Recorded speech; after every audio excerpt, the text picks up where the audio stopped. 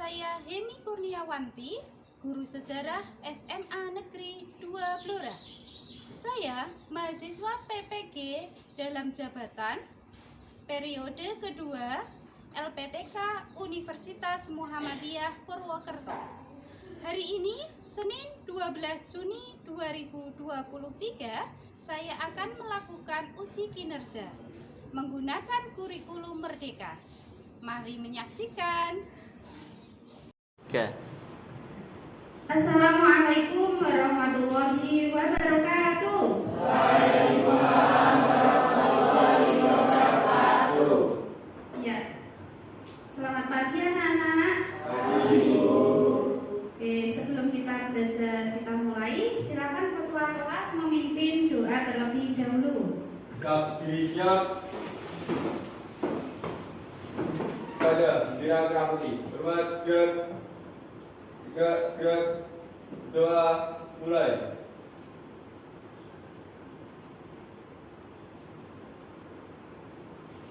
Doa selesai. SMA Negeri 2 Blora. Pantang menyerah, masa depan cerah. Ya, silakan duduk. Bagaimana kabarnya semuanya? Ada yang sakit? Ya. Alhamdulillah sehat semua ya. Oke. Sebelum Wemi mulai, Wemi absen dulu hari ini. Ada yang nggak masuk apa? Tidak. Aulia Sihar, Arka Sinya, Bunga, Saskia, Kanaya, Aziza, Sopi, Siti Mut, Ismi, Diva, Miftahul, Dinda, Heru, Hadir. Naufal, Sutekno, Rafif. Hadir. Oke, terima kasih semuanya masuk pada hari ini, luar biasa. Oke anak-anak, hari ini kita akan belajar tentang kerajaan-kerajaan Islam di Nusantara. Tapi supaya anak-anak lebih bersemangat, kita ice breaking terlebih dahulu, ya. Oke, silakan semua berdiri dan keluar dari tempat duduknya.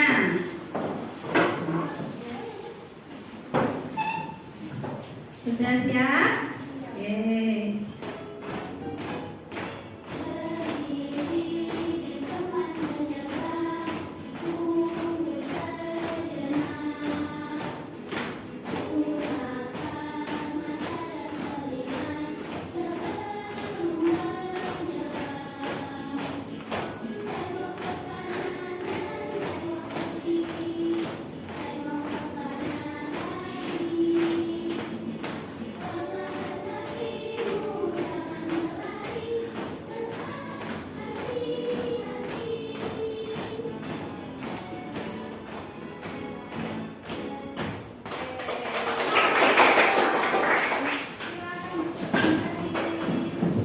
Oke, sebelum kita lanjutkan pelajaran kita buat kesepakatan kelas terlebih dahulu.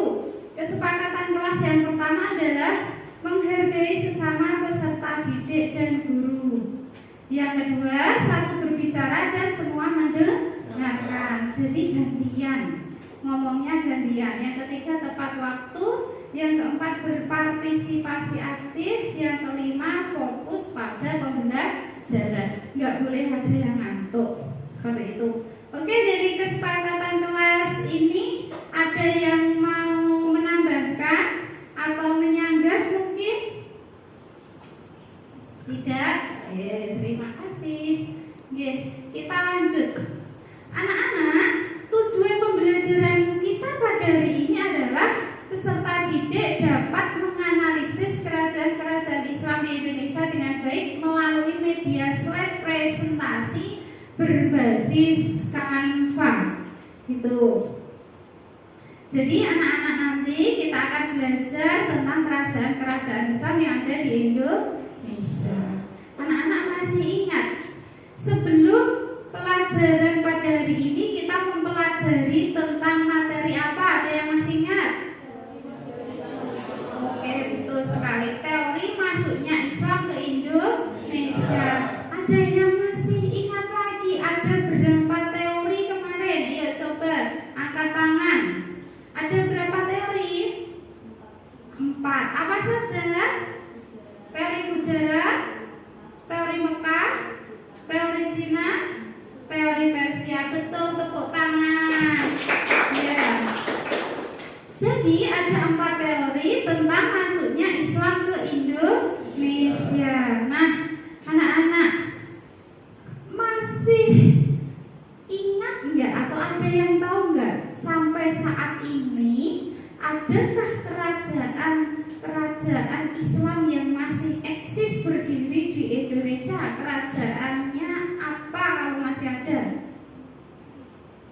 ada enggak? Iya, kanannya? Kesultanan Surakarta sama Yogyakarta. Betul, Kesultanan Surakarta sama Yogyakarta. Dulu Kesultanan Surakarta dan Yogyakarta itu namanya kerajaan apa? Ada yang masih ingat? Ya, sini. Kerajaan Mataram, betul sekali ya. Kerajaan Mataram Islam itulah yang sampai saat ini masih eksis berdiri. Lalu untuk kerajaan lain masih ada Bu, masih seperti kerajaan Cirebon, seperti itu. Nah, supaya kita semakin semangat untuk belajar kerajaan-kerajaan Islam, Bu Emi akan tampilkan beberapa gambar. Kemudian coba anak-anak analisa. Ini gambar apa gitu. Kemudian ini hasil kebudayaan kerajaan mana seperti itu. Silakan diamati, dicermati, yang sudah tahu angkat tangan. Ini gambar apa, kemudian dari kerajaan mana? Gambar ke pinter, ini gambar keraton. Keraton kerajaan mana? Ayo. Jogja, betul sekali. Ada yang sudah pernah ke sana? Belum, besok kita main bersama-sama ya. Ya, gambar selanjutnya ya. Siapa yang tahu angkat tangan? Ini gambar apa? Yuk. Masjid, pinter, masjid mana? Masjid Demak. Oke, angkat tangan ya. Oke, ini gambar apa?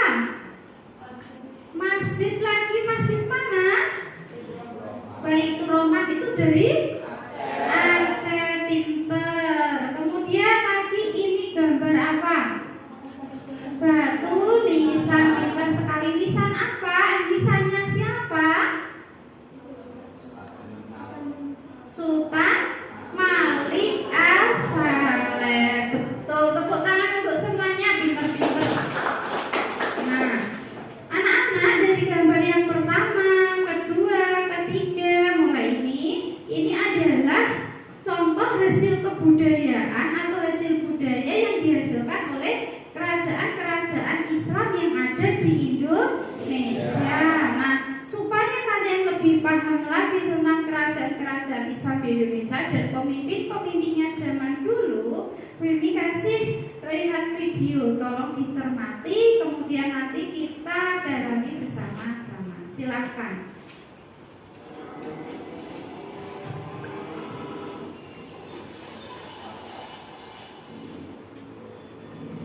Tidak bisa dimungkiri keberadaan agama Islam di wilayah Nusantara dahulu dipengaruhi besar oleh hadirnya beberapa kerajaan bercorak Islam.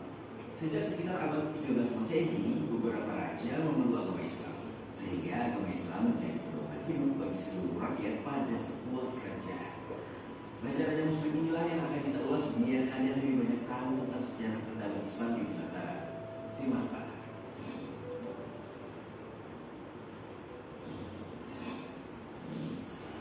Sultan Malik Al-Saleh. Kerajaan Samudra Pasai dalam catatan sejarah merupakan kerajaan Islam utama di Indonesia yang terletak di Aceh. Kerajaan ini dipimpin oleh seorang raja bernama Sultan Malik Al-Saleh.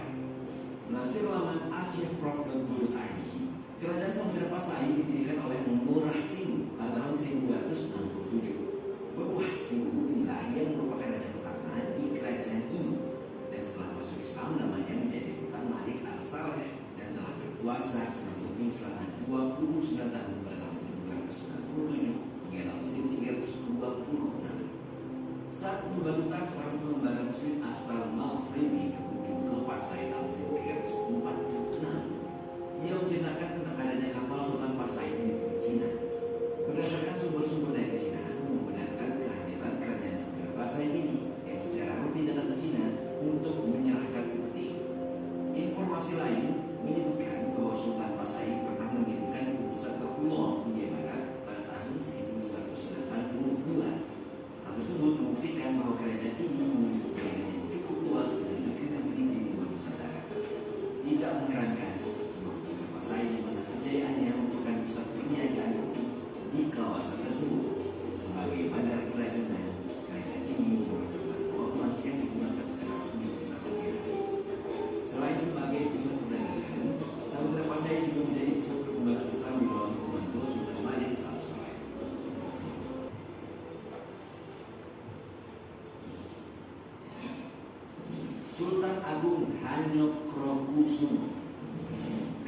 Mataram merupakan salah satu kerajaan Islam yang berkembang cukup pesat dan menjadi salah satu kerajaan besar di Nusantara.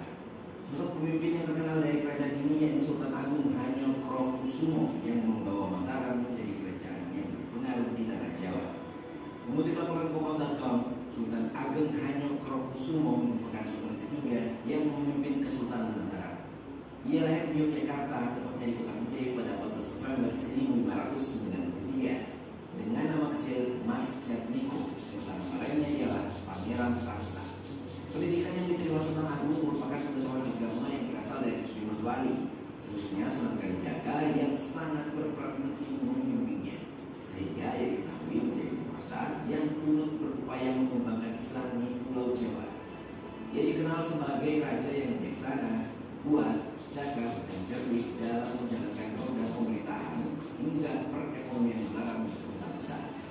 Tidak hanya itu, wilayah Mataram juga semakin meluas melalui ekspansi wilayah yang ia lakukan.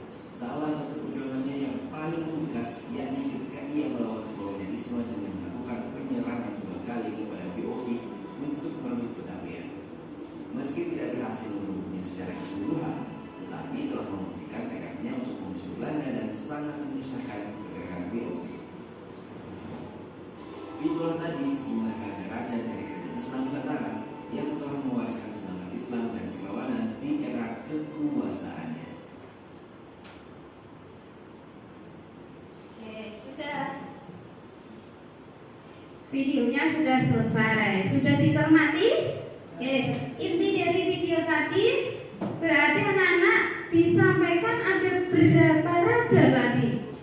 4. Oke, silakan angkat tangan. Raja siapa saja? Monggo. Ya, benar.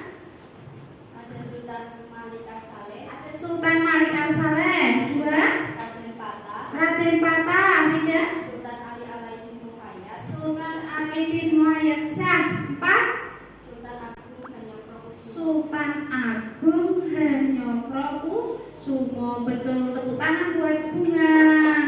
Ya, berarti semua menyimak inti dari video tadi ya. Oke, anak-anak, setelah menyimak video, gambar, nah sekarang intinya hari ini kita itu akan belajar materi kerajaan-kerajaan Islam di Nusantara dengan model PJBL atau Project Based Learning dan metodenya diskusi. Jadi anak-anak nanti Bu Emi bagi menjadi 4 kelompok. Nah, ini kelompoknya sudah Bu Emi siapkan. Kelompok Samudra Pasai, kelompok Kerajaan Demak, Kerajaan Aceh, dan Kerajaan Mataram. Samudra Pasai dipimpin oleh Rafif, Demak dipimpin oleh Naufal, Aceh dipimpin oleh Sutekno, dan Mataram dipimpin oleh Arkan. Silakan anak-anak duduk sesuai dengan anggota kelompoknya. Silakan. Oke, sudah duduk sesuai dengan kelompoknya masing-masing. Sekarang perwakilan kelompok mengambil LKPD ke depan. LKPD Kerajaan Demak, mana Demak perwakilan? Oke.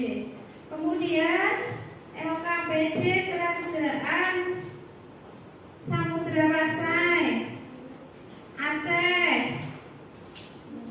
Mataram.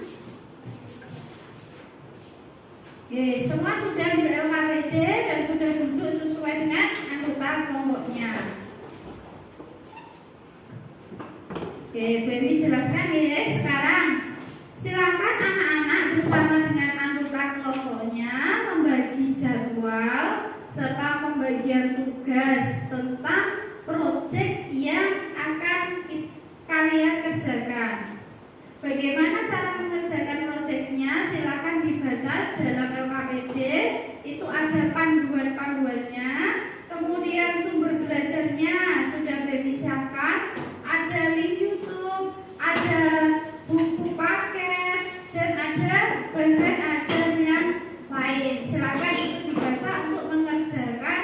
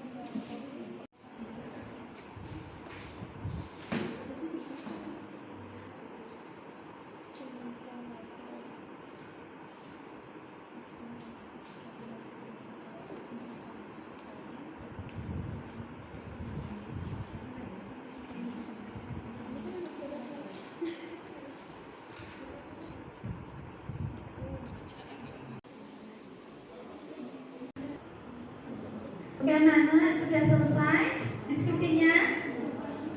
Sudah belum? Sudah. Oke, kalau sudah berarti sekarang waktunya untuk presentasi masing-masing kelompok ke depan. Sebelum maju presentasi, silakan hasil diskusinya, slide presentasinya dikirim ke BMI ya. Silakan anggota Kerajaan Samudra Pasai menempatkan diri ya ke depan. Ya anak-anak, kalau ada yang presentasi di depan, yang lain menyimak ya. Nanti jika ada atau menemukan yang belum paham bisa ditanyakan. Silakan. Waktu presentasi masing-masing kelompok 5 menit, mulai dari sekarang. Oke, sebelumnya Assalamualaikum warahmatullahi wabarakatuh. Di sini kita dari kelompok 1 ingin mempresentasikan tentang materi Kerajaan Samudra Pasai. Sebelum mempresentasikan materi tersebut, alangkah baiknya kita memperkenalkan diri terlebih dahulu. Perkenalkan, nama saya Rafiq Khairullah. Perkenalkan, nama saya Almes Pak Azanda. Perkenalkan, saya Sofi Andrini Putri. Perkenalkan, saya Dinda Maulidia. Kita langsung masuk materi yang pertama. Materi yang pertama adalah lokasi Kerajaan Samudra Pasai. Kerajaan Samudra Pasai terletak di pesisir pantai utara Sumatera, kurang lebih di sekitar kota Luk Sumawe dan Kabupaten Aceh Utara, Provinsi Aceh, Indonesia. Oke, sekarang kehidupan politik Kerajaan Samudra Pasai. Jadi Kerajaan Samudra Pasai didirikan oleh Nurasilu pada tahun 1285. Nah, saat Nurasilu berganti menjadi berpindah agama jadi agama Islam, namanya berganti menjadi Sultan Malik As-Saleh dan wafat pada tahun 1297. Kemudian pemerintahan Samudra Pasai digantikan oleh putranya yang bernama Sultan Malik At-Tahir. Saat masanya Sultan Malik At-Tahir, Kerajaan Samudra Pasai mengalami kemajuan di bidang perdagangan dan penyebaran agama Islam. Selanjutnya, saat dipimpin oleh Sultan Malik Al-Mansur dan Malik Al-Mahmud, Sultan Malik Al-Mahmud memisahkan diri dan Kerajaan Pasai mengalami kemunduran. Pada kehidupan ekonomi, Samudra Pasai terkenal sebagai kerajaan maritim dan bandar transito dan menghasilkan suatu komoditas perdagangan ekspor seperti lada, sutra, dan kapur barus. Selanjutnya, kehidupan sosial Samudra Pasai diatur melalui aturan-aturan dan hukum Islam. Dalam pelaksananya terdapat persamaan dalam kehidupan sosial. Karena persamaan itu sehingga Aceh mendapat julukan daerah Serambi Mekah. Lalu kehidupan budaya berupa bahasa Jawi, Makam Sultan Malik Al-Saleh. Ada hikayat raja-raja. Sebelum menutup presentasi dari Kerajaan Samudra Pasai ini, mungkin ada pertanyaan dari teman-teman.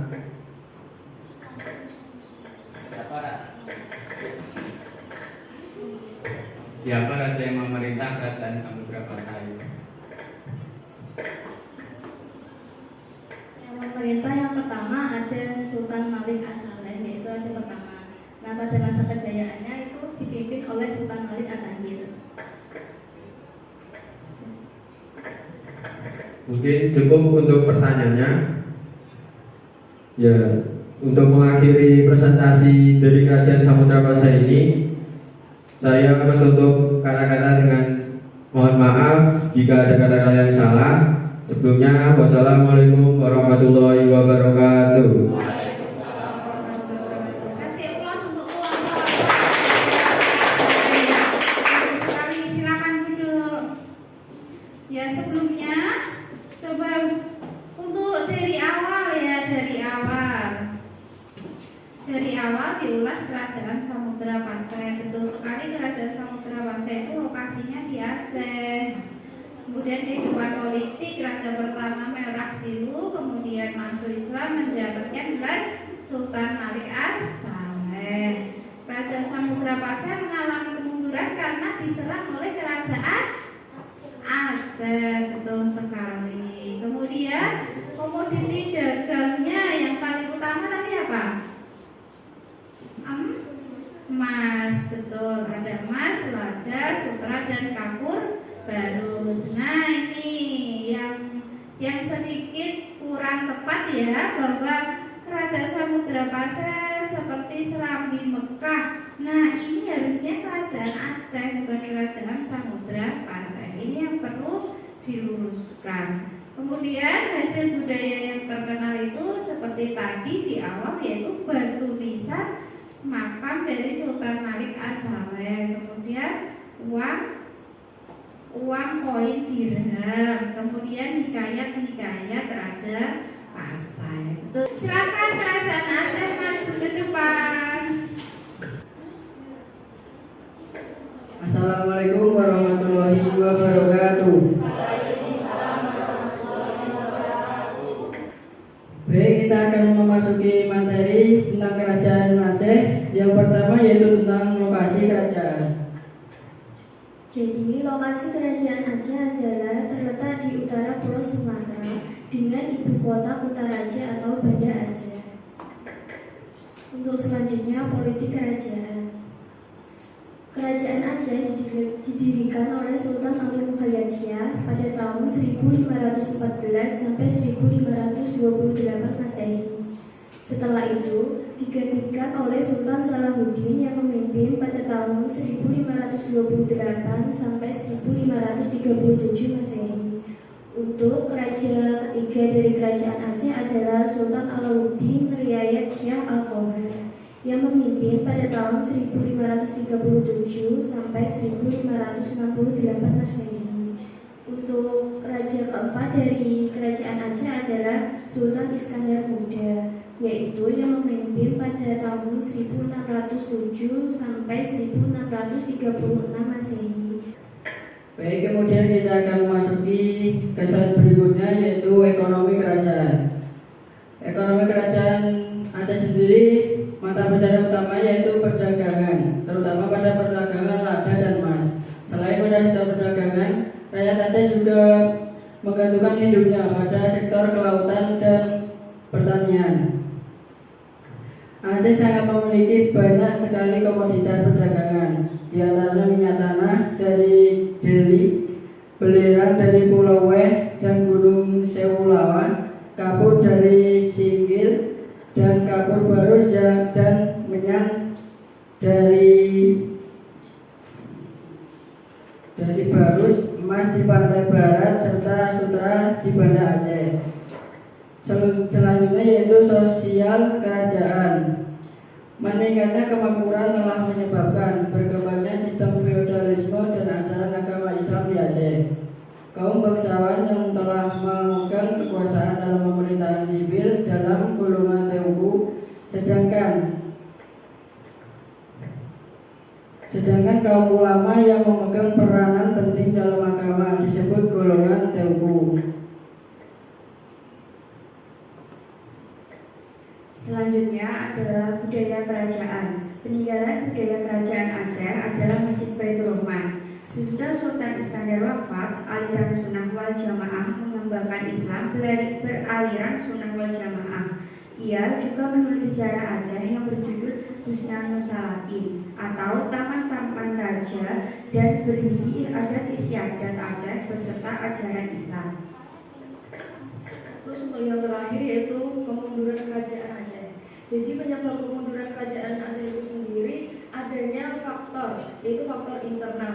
Karena pada masa Sultan Iskandar Muda itu menjadi masa kejayaan Kesultanan Aceh, maka pada saat Sultan Iskandar Muda itu beliau wafat, maka kerajaan Aceh mengalami kemunduran. Dan juga adanya faktor Traktat Sumatera pada tahun 1871 dan diakhiri dengan Perang Aceh pada Maret 1873. Baik, sekian presentasi dari kelompok kami. Jika ada pertanyaan yang mau ditanyakan boleh disampaikan. Baik, di sini saya akan bertanya Apakah peninggalan dari kerajaan Aceh?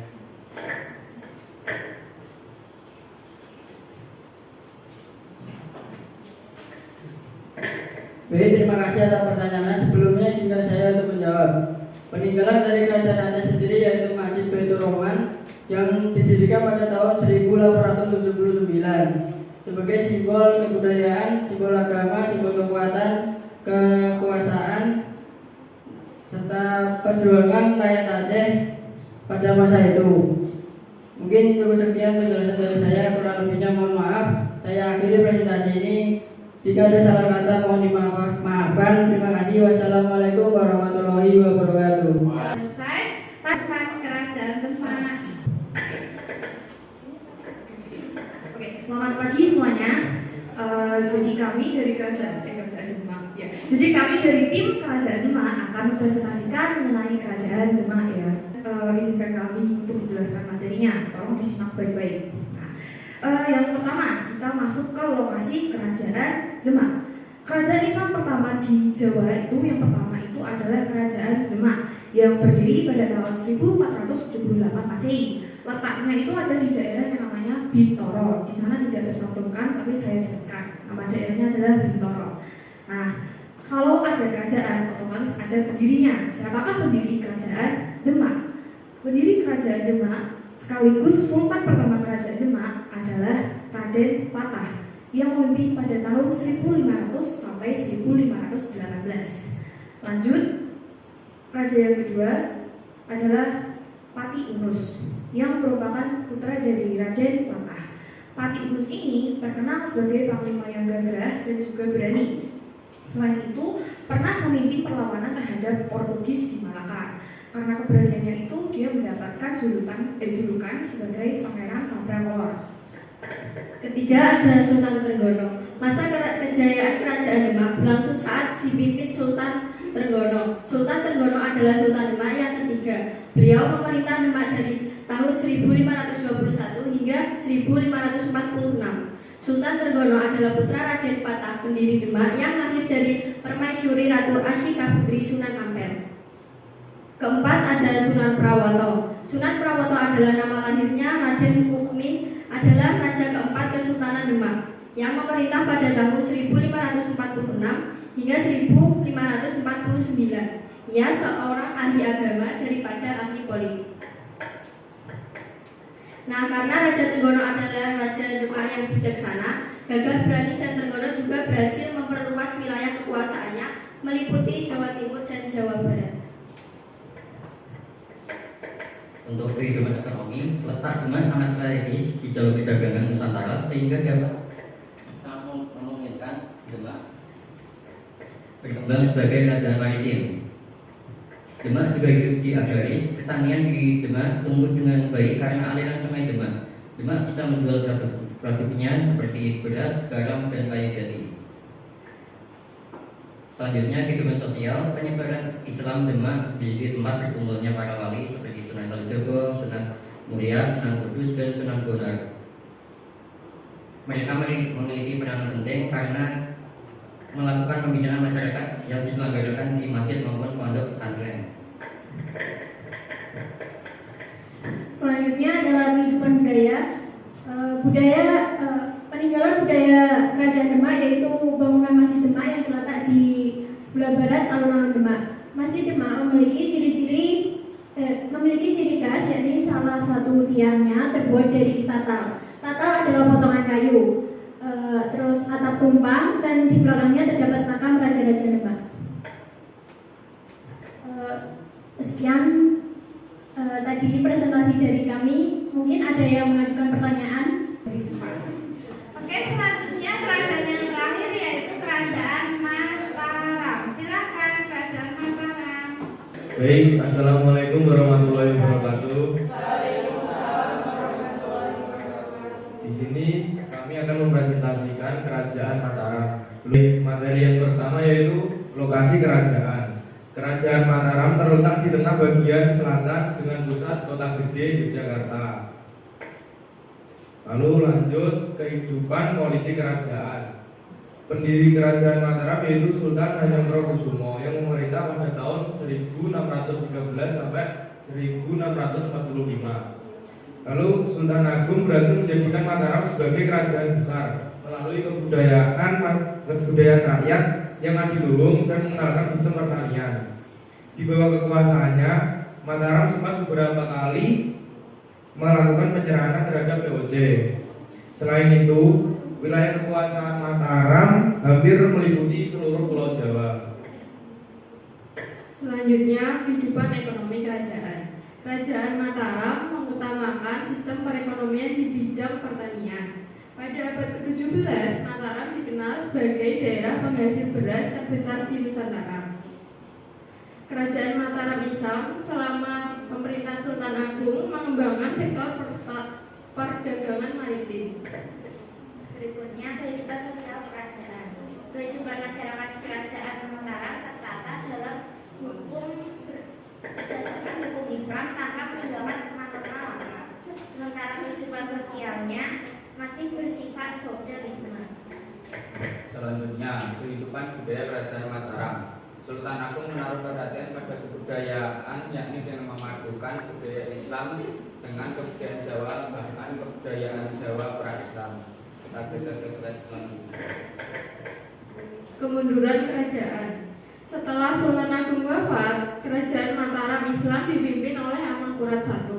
Karena kedekatannya Amangkurat I dengan VOC, hal ini menyebabkan adanya pengaruh Belanda yang memecah belah Mataram Islam dan menyebabkan kemunduran kerajaan Mataram Islam. Oke, sekian presentasi dari kami. Sebelum kita tutup, apakah ada yang mau ditanyakan? Sebutkan komoditas ekspor terbesar kerajaan Mataram. Izin menjawab, komoditas ekspor terbesar kerajaan Mataram yaitu beras. Baik, kita tutup presentasi kita. Sekian, terima kasih. Wassalamualaikum warahmatullahi wabarakatuh. Waalaikumsalam warahmatullahi wabarakatuh. Oke, beri tepuk tangan untuk kelompok kerajaan Mataram. Oke, sebelum lupa ya, ini Beni luruskan dulu. Jadi untuk kehidupan politik kerajaan Mataram tadi ada evaluasi sedikit. Nah, untuk evaluasi kehidupan politik kerajaan Mataram itu yang mendirikan bukan Sultan Agung Hanyokrokusumo, tapi yang mendirikan adalah Panembahan Senopati. Panembahan Senopati itulah yang membuka alas atau babat alas atau mendirikan kerajaan Mataram pertama kali. Kemudian diganti yang kedua yaitu rajanya adalah Mas Jolang. Kemudian yang ketiga baru Mas Rangsang. Mas Rangsang inilah yang disebut juga Sultan Agung Hanyokrokusumo. Jadi Sultan Agung ini adalah raja ketiga yang sekaligus raja yang membawa kerajaan Mataram itu mencapai puncak kejayaan. Akan tetapi di masa pemerintahan Sultan Agung juga Batavia VOC yang ada di Batavia berusaha untuk menguasai wilayah Mataram juga. Hingga akhirnya Sultan Agung berusaha melakukan serangan kepada VOC yang ada di Batavia.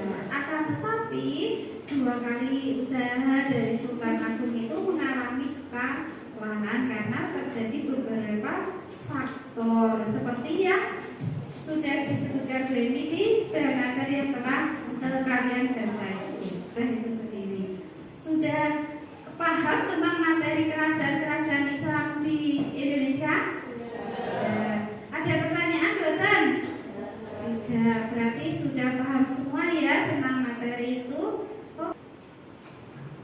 Untuk mengetahui hasil pemahaman kalian, Baby sudah meng-share link evaluasi atau latihan soal di grup WA. Silakan dikerjakan. Di situ ada soal tentang materi yang kita pelajari hari ini. Apakah kalian sudah memahami betul tentang materi kerajaan Islam atau belum? Baby berikan waktu 5 menit untuk mengerjakan link soal tersebut. Silakan dikerjakan mulai dari sekarang. Oke, semua sudah mengirim. Oke, ternyata nilainya bagus-bagus sekali. Oke, anak-anak, bagaimana pembelajaran hari ini? Alhamdulillah. Berarti masuk nggak materinya? Oke. Untuk merefleksi bagaimana pembelajaran hari ini, Bebe mau ada 4 pertanyaan nih. Silakan dijawab masing-masing perwakilan dari kelompok. Ya, silakan pilih yang sesuai dengan ekspresi kalian, sesuai dengan yang kalian rasakan saat ini. Bagaimana pembelajaran sejarah hari ini? Silakan.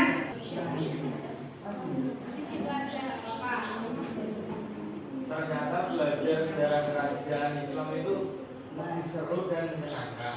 Oke, terima kasih. Ternyata belajar sejarah kerajaan Islam itu seru dan menyenangkan.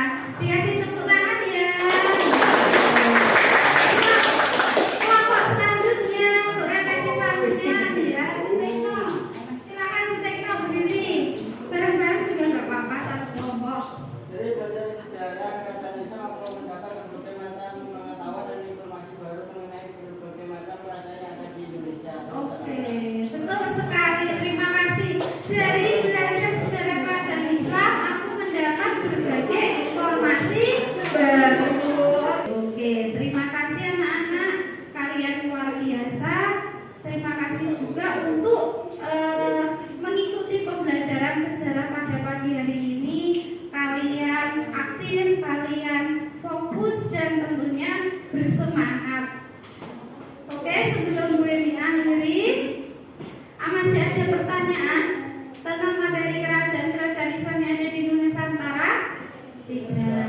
Paham materinya? Alhamdulillah sekali kalau paham. Oke. Pesan yang terakhir adalah tetap semangat belajar dan jangan lupa menjaga kesehatan. Ya. Sebelum gue mengakhiri, ketua kelas bisa memimpin doa untuk pulang. Silakan. Berdiri siap.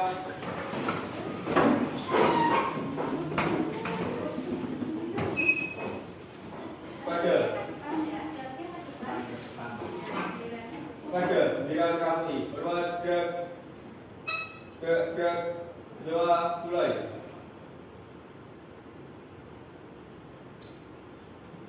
Doa selesai. Salam Abida. Abida, Abida, Abida, merah.